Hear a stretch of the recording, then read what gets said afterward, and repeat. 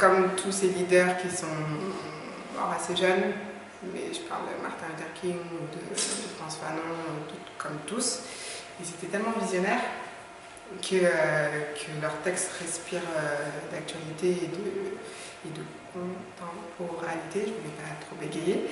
Et on connaît ces figures, on sait les citer, mais on les lit trop peu, on connaît très peu leurs textes, parce que tous les émeutes à Clichy, à Baltimore, l'oppression, enfin tous ces textes, ils sont tout écrits, sauf que tout est fait pour pas qu'on les lise.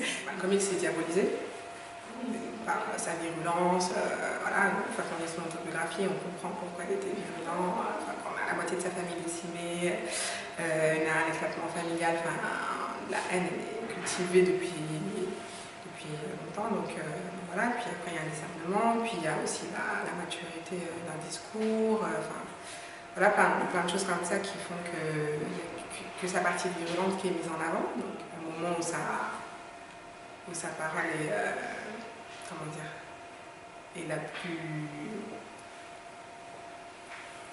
grand public, on va dire, c'est là où on le tue en fait, là où il peut toucher tout le monde, c'est à ce moment-là où on le fait disparaître, donc il a beaucoup d'écrits pour quelqu'un qui est mort aussi jeune.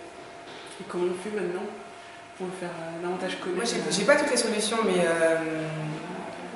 dans les études politiques, je ne sais pas si Malcolm X est étudié, combien de départements de culture afro-américaine il y a dans les universités françaises. Je suis pas au ministère de l'Éducation nationale pour dire ce qu'il faut faire.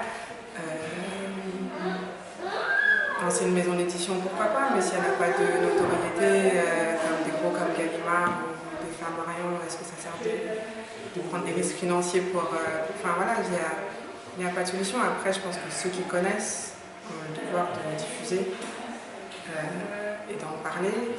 Ici, on va l'appliquer au quartier populaire et pas forcément aux Noirs, ses écrits finalement. Le fait de ne pas aller voter, le fait de... Enfin,